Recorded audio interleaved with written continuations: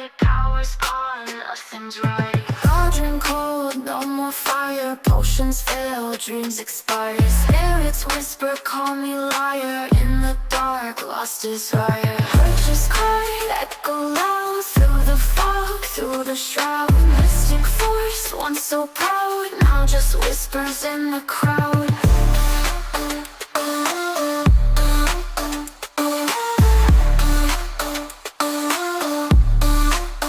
Babalan TV. Hello Cancer, welcome po sa inyong reading. So this is for February the 15th to February the 21st reading. And for those of you who's new to the channel, don't forget to click the subscribe button, smash the like button, comment below kung kayo po ay nakaka-resonate, and hit the notification bell.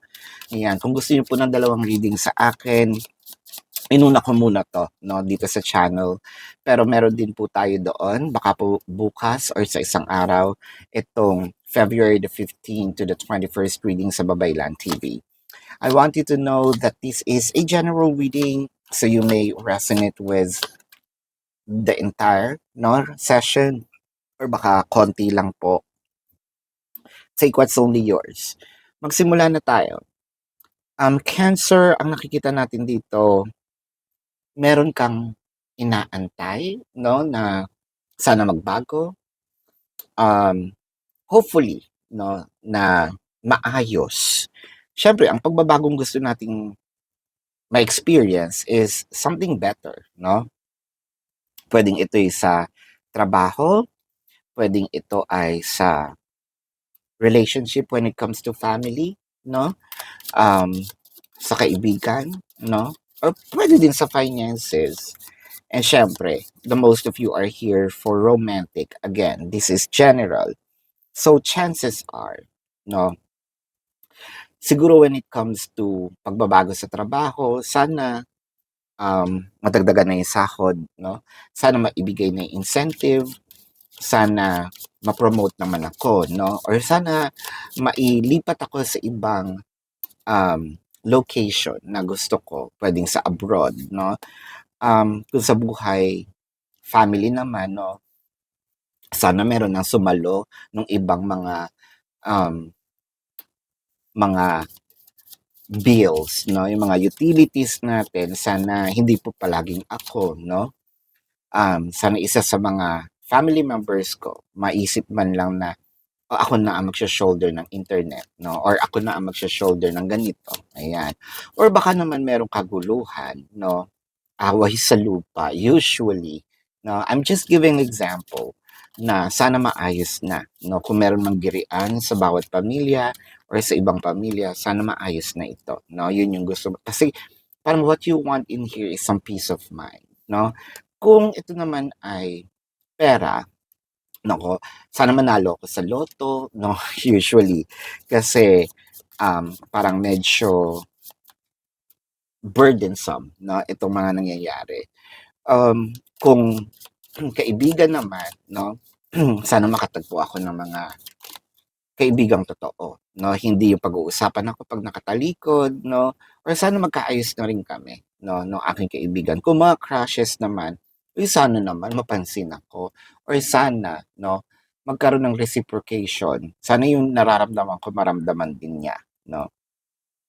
Kung you are in a relationship, what you wanted in here is something that's kind of new, no? Sa mga nangyayari sa sitwasyon ninyo. It felt like you're very passionate on it. Parang sinasabi mo dito, hindi ako hindi ako tatamarin, no? Kailangan mas ipakita ko pa, no? Na I'm interested, I am worth it, I deserve, no? Yun, parang ang ipinapakita natin dito, hindi sa nagmamagaling ka, hindi sa nagpapaka-Jollibee tayo, no? Na bida-bida. Pero the thing here is, kasi yung passion natin with the devil card, yung passion natin na may misinterpret, no, ng ibang tao. And they feel like kung ano yung bida-bida, no, kung ano yung mga hindi mo naman, no, hindi mo naman siya ine-expect. Kasi sa'yo, what you wanted is just to experience, kaya mas ginagalingan mo, no? yun nga, kung sa buhay, opisina or sa trabaho, ayan na naman ang ating pabida-bida, 'no? Hmm. So, parang merong mga naiinis, 'no? The Nine of Swords, parang yun sa'yo, you're okay to have communications with it, 'no? If someone would love to ask, 'no? Hindi naman ikaw yung, "Uy, meron ka daw problema sa akin, blah, blah, yada, yada," 'no? If in case lang naman na someone will ask me, "Bakit ganyan ang iyong ugali," 'no? Pagdating dito sa ganitong usapin, sa ganitong paksa, sa ganitong, bakit ganyan ang iyong, pananaw, 'no? Willing naman ako mag-explain kung tatanungin ako, 'di ba? With the Ace of Pentacles, the Queen of Swords. Kasi yung drive natin, sobrang strong. Probably you also come a little strong, no? Doon sa ibang tao.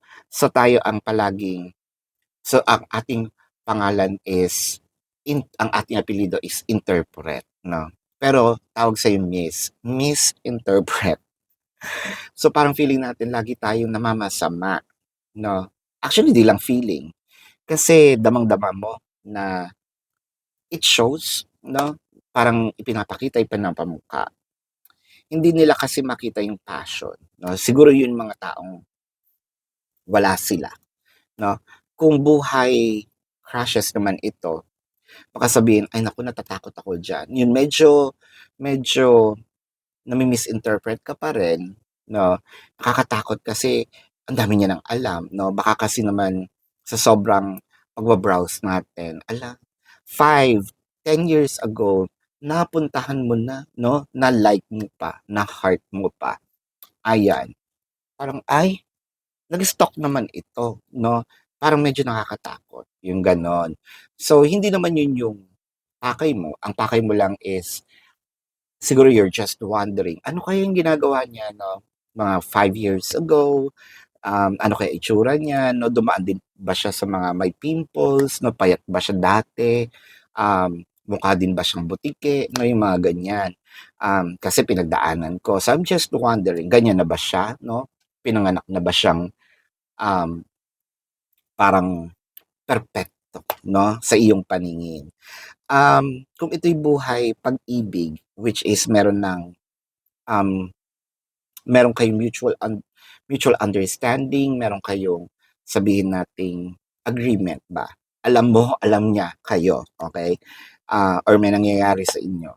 Ayan, meron kayong emotional attachment sa isa't isa.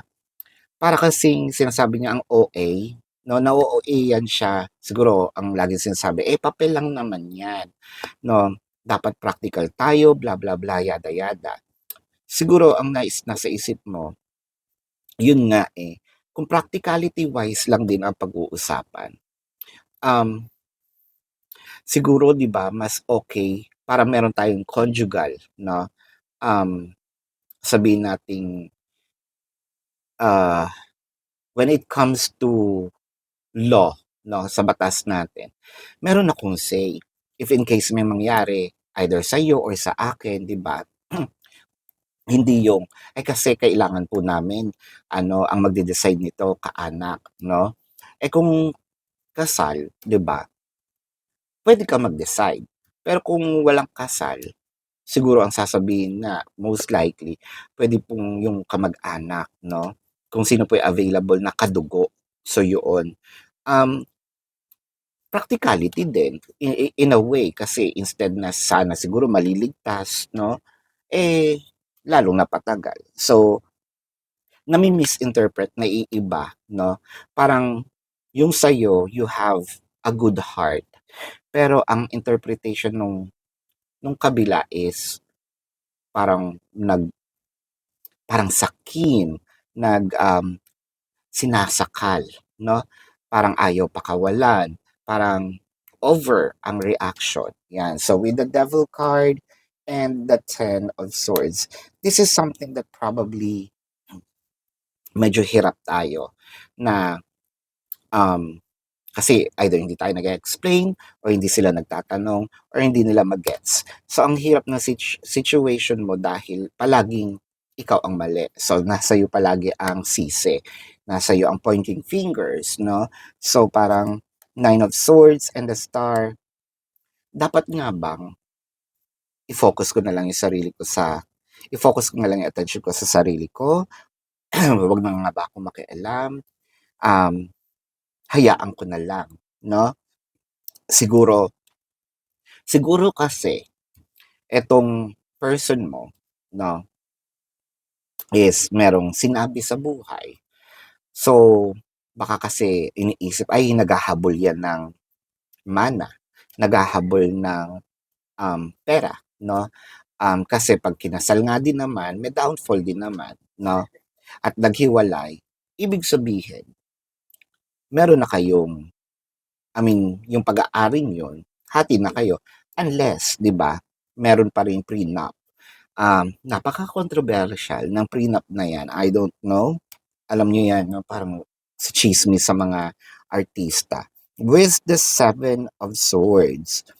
So, bakit parang siguro ngayon nagigets mo na. No? The Seven of Swords kasi is a thief in the night. Either nagigets mo na yun ang kanilang um, idea, or baka iniisip mo na sila naman, no? Baka kasi ginagamit lang ako sa trabaho, no? Baka kasi siguro ayaw kang bigyan ng, uy, wag naman ganun, no? Kasi kapag naka, illegal natin, pag nakalagpas na ng 6 months, automatic, regular. So, wala ka pa napipirmahan, baka kasi iniisip mo rin na kaya ayaw nila magbigay kasi anytime pwede sila magtanggal, which is somewhat merong meron silang reason, no? Meron silang validity, pero I think sa DOLE, um, may ibang procedure doon eh. I feel like ikaw pa rin yung mako-consider. Pero again, hindi ako lawyer, no?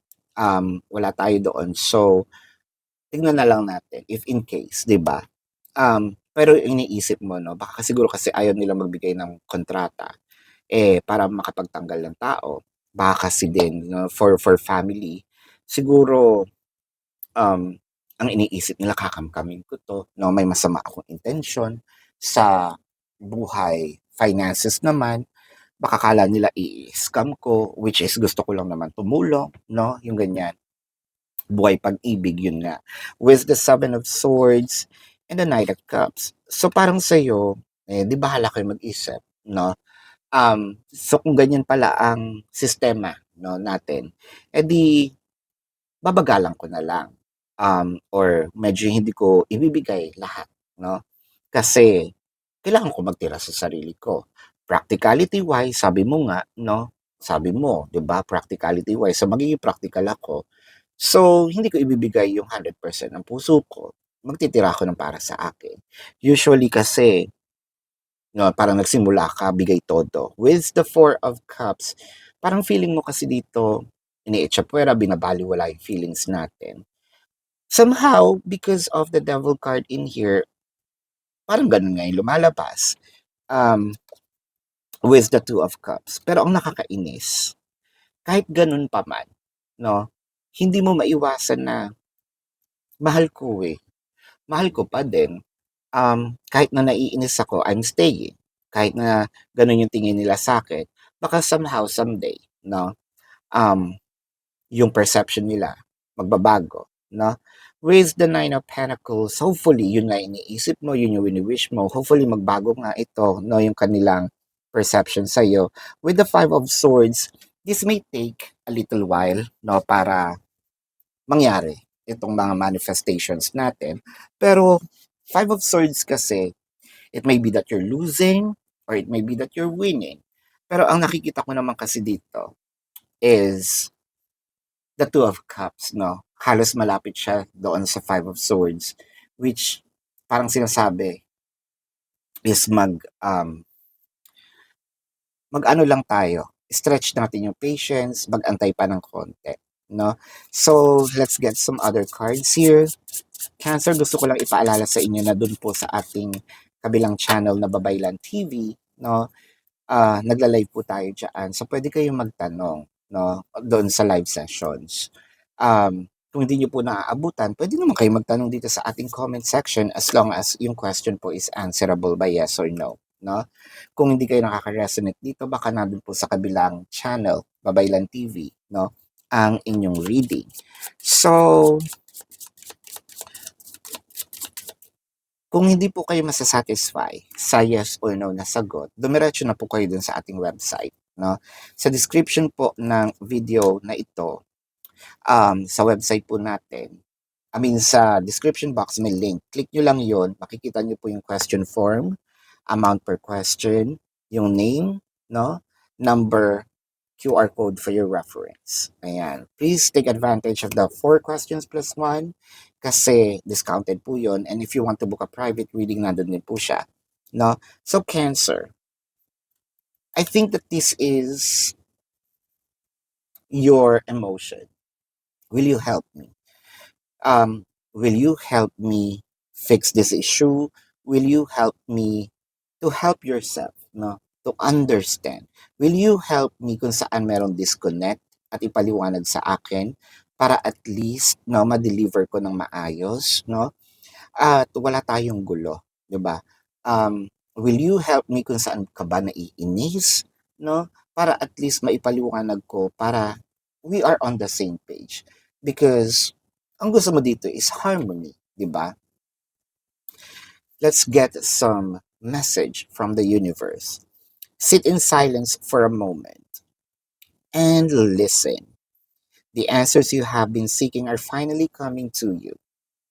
Truly trust and believe that you are going to make it and be exactly where you need to be. We are on this journey with you. Hang in there. It's not much longer. So I feel like ito nga yung sinasabi ng universe, no, na um, antay-antay lang dahil malapit na, no, itong inaasam-asam natin, konting-konting panahon na lang. And I feel like itong kaginhawahan ay magpapakita, continue to become a bigger person.